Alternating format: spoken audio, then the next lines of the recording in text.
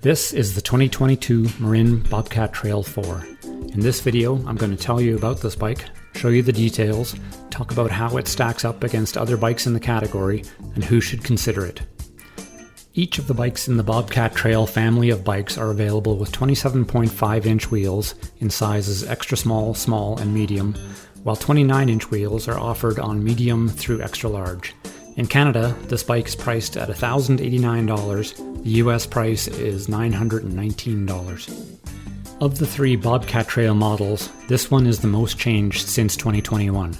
The Bobcat Trail 3 is essentially unchanged, and the Bobcat Trail 5 changes are essentially paint color. Each of the Bobcat Trail bikes share the same frame, so the changes between the models reflect changes in components like drivetrain, brakes, and fork. The different models each have their own colors, and I think the 2022 Bobcat 4 colors look really good. We are looking at the silver version, but a yellowish tan color is also available. We're looking forward to receiving a pile of both colors. Anyone looking for bikes in this price category will notice quite a few bikes offered with Microshift shifters and derailleurs. Microshift have gone from being almost unheard of 3 years ago to becoming a great alternative to Shimano. In some cases, like the 9-speed version on this bike, I actually think the Microshift is better than the equivalent Shimano Acera or Olivio. The 9-speed Microshift on this bike has a clutch, which is a mechanism that helps keep tension in the chain in bumpy terrain, an important feature on bikes with wide-range cassettes and 1x drivetrains. That clutch, combined with the cassette, which has a range from 11 to 46 teeth, and the narrow wide chainring, means we're basically getting a drivetrain offering the same gearing as top-of-the-line drivetrains from 5 or 6 years ago. The cranks are a no-name alloy version using a square tapered sealed bottom bracket. Wheels are fairly basic, both front and rear attached with quick-release axles. They have alloy double-walled rims with 25mm internal width, a bit wider than seen on most bikes in this category, which can help the tires to perform better. The tires are a no-name option, measuring 2¼ inches wide. The tires have a tread pattern that would offer smooth rolling on pavement, and probably adequate at best off-road performance. If actual mountain biking is your main goal, you may want to upgrade tires to something with better tread and perhaps even increasing the width to 2.3 to 2.4 inches wide, which will help you get more performance and allow you to ride your tires softer. The Bobcat Trail frames are alloy, what Marin calls Series 2, and have a nice appearance and welds that look really good. Marin offers 3 levels of alloy frames, what they call Series 1, 2, or 3. Each level adds more sophistication to the tube shapes, tubing wall thickness, and dropout shapes, resulting in lighter and stronger frames as the levels increase. At 32.7 pounds, this is by no means a light bike, but my sense is that Marin wants to concentrate on durability rather than lightweight, which I think is fair. The frame has rack and fender mounts, either 1 or 2 water bottle mounts depending on the frame size, a distinctive little gusset at the top of the seat tube, some nice tube shapes, and the internal cable routing. There are even cable ports to make installing a dropper seat post possible. The last frame feature to mention is the slender seat stays, which help the bike to not feel too harsh and allows the brakes to be mounted on the chainstay. The brakes are Tektro M275 hydraulic disc brakes. These are the most popular brake model on the market these days for bikes in this price range. There isn't much to say about the brakes. They work, they're quite reliable, but performance isn't anything to get excited about. The fork is a Suntour XCM with lockout. It is a coil-sprung fork with 120mm of travel, which is more travel than the similar options from Giant, Specialized, or Trek. One thing to keep in mind with these entry-level coil-sprung forks is that for riders who happen to be quite heavy or quite light, there isn't really a way to make the fork more suitable. The left side has a preload knob, but the adjustment is subtle and doesn't make a big difference. The hydraulic lockout isn't a feature I find particularly useful myself, however it does give a hint that the fork is slightly more sophisticated than the cheapest forks out there, so it doesn't have quite as harsh a top out as the cheap models. Cockpit.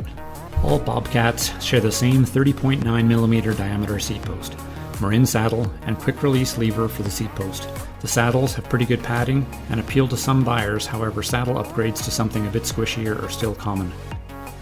Handlebars are 780mm wide, which for those people who haven't looked at bikes for a few years seems excessively wide.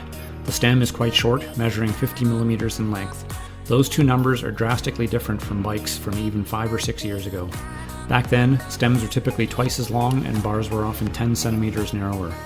The wide bars and short stem combine with the slacker head tube angles on modern bikes to provide more stability for the rider, maximize control, and reduce the likelihood of being pitched over the bars.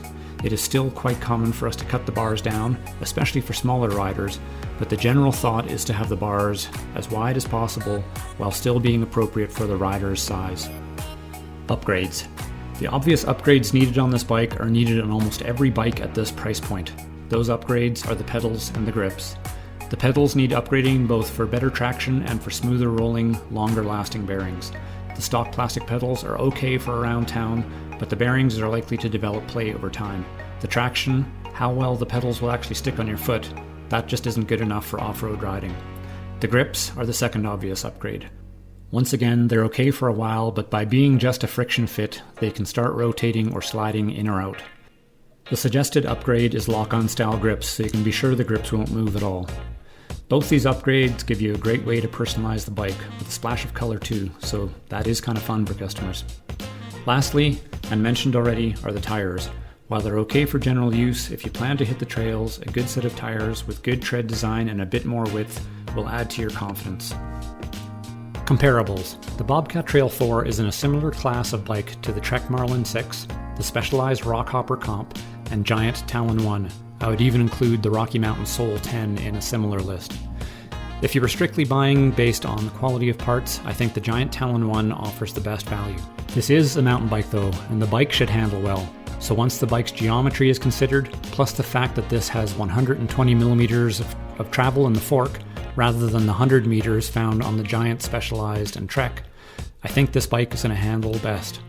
For the sensations the rider will feel, I think the Bobcat Trail 4 stands out as the best value for actual mountain bike usage, while the Giant Talon 1 would be the best for riders using the bikes more for streets or paths.